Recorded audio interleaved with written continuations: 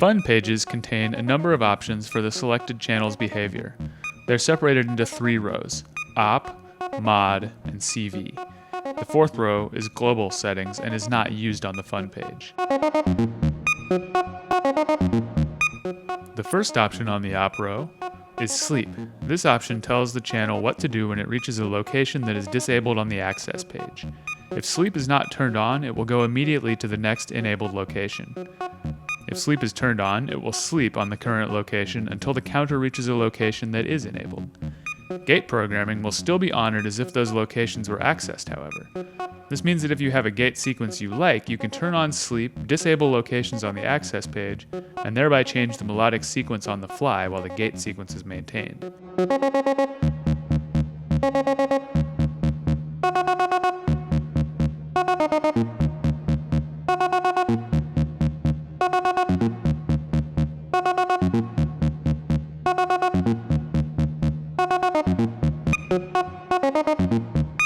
The second option on the op row is trig. This option sets the behavior of the channel's gate output. With trig turned off, the gate outputs follow the width of the gates coming into the clock input. With trig turned on, a short trigger-style gate is output regardless of clock width. Triggers are nice for mixing or ORing together using the mult or CV bus. Gates are more useful for driving ADSR envelopes or momentary gate inputs. The third option on the op row is scan. This button instantly reads the current settings of all the knobs in the CV programming grid and applies it to this channel. This can be useful for quick editing or for setting values for one channel and then copying them to another to create an identical sequence or variations. The mod row has 4 options which determine how the channel will respond to gates at its mod input. The first option on the mod row is reset. With this option enabled, a gate in the mod input will reset the channel to the bottom left location or the nearest one that is enabled. This reset will also reset the Cartesian channel on the respective axis. You can also reset manually without a gate in the mod input by simply turning on the reset option. The second option on the mod row is clock. This option allows you to combine 2 clocks using the clock and mod input. Add pulses at the mod input between clocks for extra clocking.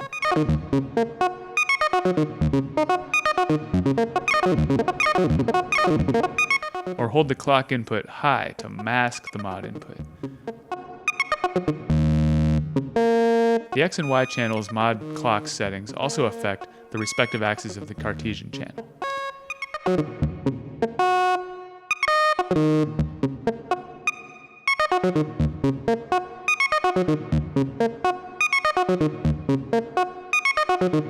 The third option on the mod row is run stop. With this option enabled, the channel will only run when it sees gate high in the mod input.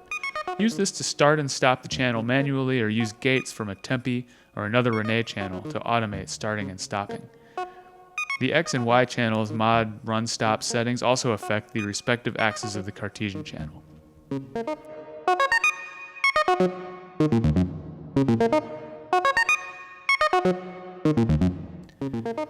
The fourth option on the mod row is direction. With this option enabled, the channel will go forward when gate is high in the mod input and backward when gate is low. This option does not affect the Cartesian channel.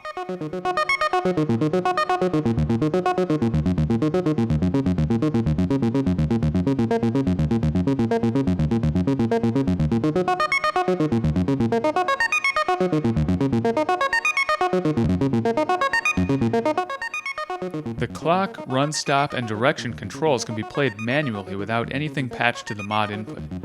Press clock to clock the channel.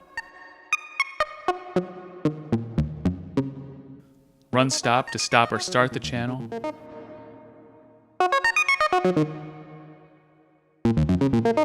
Direction to change direction.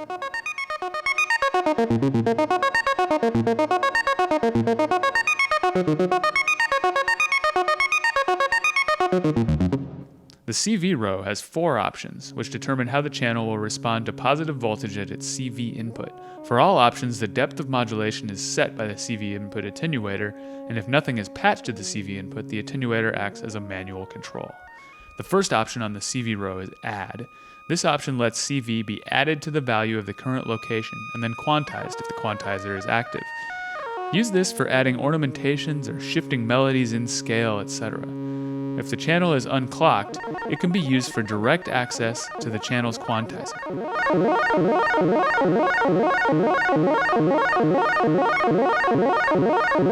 When using CV add, keep in mind that the maximum range of the channel is set on the queue page, so locations that are already near the maximum value will not have much room for addition.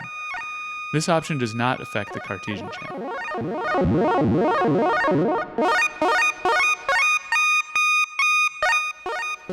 The second option on the CV row is location. This option allows non-absolute addressing of the channel's location. The channel's clock input always increments the location from which addressing begins, so it can be useful to clock and address at once with related signals.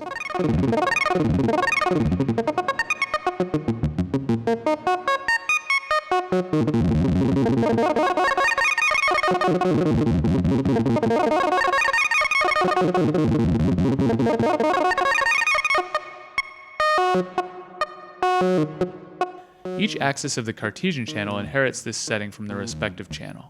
For example, CV location of the X channel also addresses the X axis of the Cartesian channel. Note that the Cartesian channel only has 4 steps per axis, unlike the 16 steps per snake of the X and Y channels.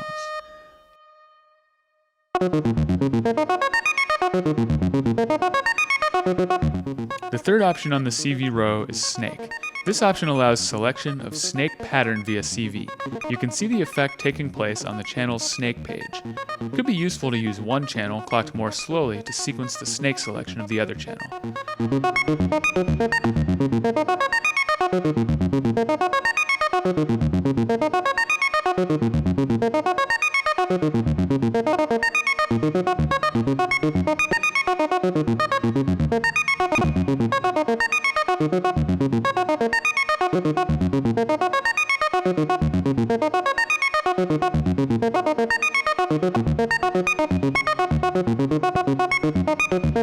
This option does not affect the Cartesian channel. The fourth option on the CV row is SH, or sample and hold. This option, unlike all others, requires both the CV and mod inputs to be used. This option is the same as add, but also runs the CV through a sample and hold, which only samples when a gate comes into the mod input. With differing relations between CV movement and gate patterns at the mod input, many embellishments are possible.